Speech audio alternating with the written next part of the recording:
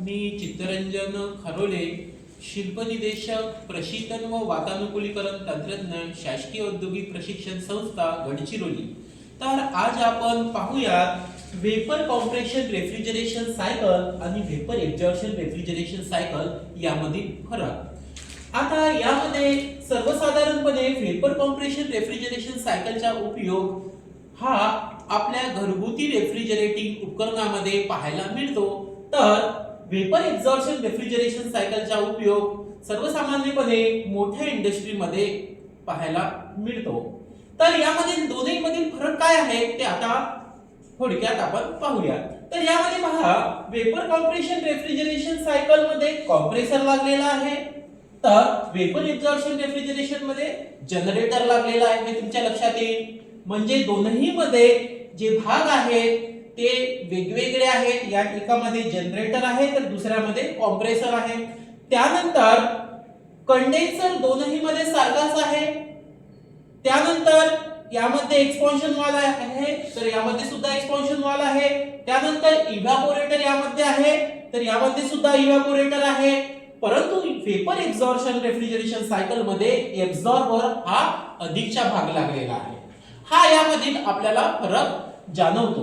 आता यामध्ये परत एक फरक आहे की या वेपर कॉम्प्रेशन रेफ्रिजरेशन सायकल मध्ये वापरण्यात येणारा जो रेफ्रिजरंट आहे हा प्रायमरी रेफ्रिजरंट वापरला जातो, तर वेपर एक्झॉशन रेफ्रिजरेशन मध्ये वापरण्यात येणारा जो रेफ्रिजरंट आहे हा प्रायमरी तसेच सेकंडरी रेफ्रिजरंट या दोघांचा समावेश करून या रेफ्रिजरेशन सायकलला चालविले जाते। सर्वसामान्यपणे ह्या वेपर एक्झॉशन रेफ्रिजरेशन सायकल मध्ये अमोनिया रेफ्रिजरंटचा वापर हा केला जातो, तर वेपर कॉम्प्रेशन रेफ्रिजरेशन सायकल मध्ये फ्रीऑन रेफ्रिजरंट अशा प्रकारच्या रेफ्रिजरंटचा उपयोग केला जातो।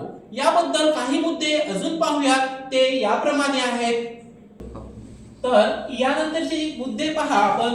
आता यामध्ये वेगवेगळ्या प्रकारचे फरक आहेत ते आपण पाहूया।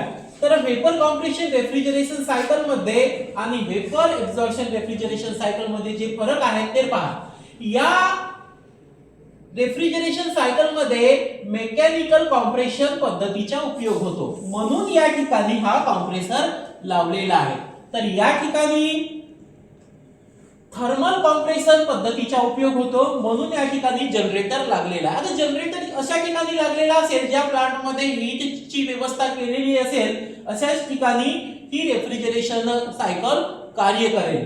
त्यानंतर पहा, यामध्ये कॉम्प्रेसरचा उपयोग केला आहे तर यामध्ये जनरेटरचा उपयोग केलेला आहे, तुम्हाला लक्षात येत असेल। त्यानंतर ह्या वेपर कॉम्प्रेशन रेफ्रिजरेशन सायकल मध्ये प्रायमरी रेफ्रिजरंटचा उपयोग केला जातो, म्हणजे R134a HC म्हणजे HC रेफ्रिजरंट इत्यादी।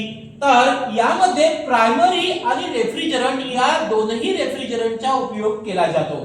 ते पाहायचे असल्यास जेव्हा एक्झॉर्बर मध्ये रेफ्रिजरंट येईल तेव्हा तो एक्झॉर्बर रेफ्रिजरंटला गरम करेल आणि वर सोल्युशन पाठवेल नायट्रोजनचे आणि ते परत रिटर्न येईल। हे अशा प्रकारे कार्य करत असतो।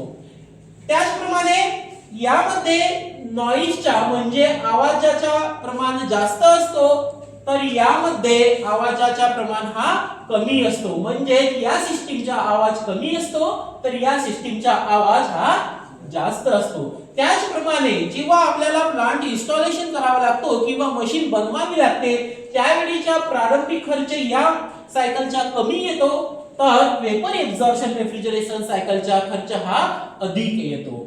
त्याचप्रमाणे या सायकलचा उपयोग सर्वच डोमेस्टिक घरगुती तसेच कमर्शियल रेफ्रिजरेशन मध्ये वेपर कॉम्प्रेशन रेफ्रिजरेशन सायकलचा उपयोग सर्वसाधारणपणे आजच्या घडीला केला जात आहे।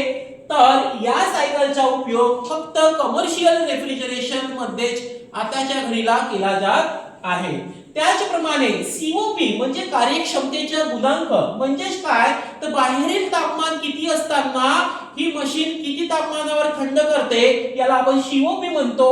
या सायकलचा सीओपी हा जास्त असतो, तर वेपर एक्झॉशन रेफ्रिजरेशन सायकलचा सीओपी हा कमी असतो। त्याचप्रमाणे या ठिकाणी जो ऑपरेटिंग खर्च आहे म्हणजे विद्युतीय खर्च तो ह्या वेपर कॉम्प्रेशन रेफ्रिजरेशन सायकलच्या जास्त येतो तर वेपर कॉम्प्रेशन रेफ्रिजरेशन सायकलच्या कमी येतो।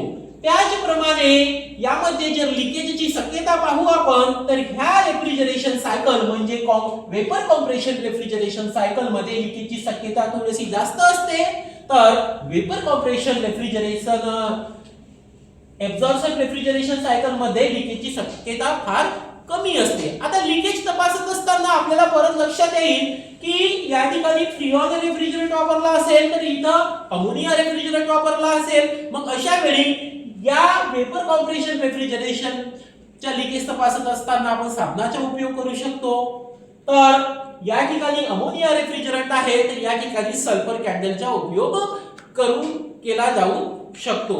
एकंदरीत पाहता आजच्या घडीला वेपर कॉम्प्रेशन रेफ्रिजरेशन सायकलचा उपयोग हा सर्वसाधारणपणे केला जात असल्यामुळे हीच सायकल आजच्या घडीला कार्यान्वित आहे, म्हणजे सर्व ठिकाणी हीच सायकल दिसून येत आहे म्हणून हिचा वापर जास्त केला जात आहे हे यावरून आपल्याला लक्षात येते। अशा प्रकारे आपण फरक स्पष्ट करू शकतो, म्हणजे दोनही रेफ्रिजरेशन सायकल मधील डिफरन्स हे सांगू शकतो।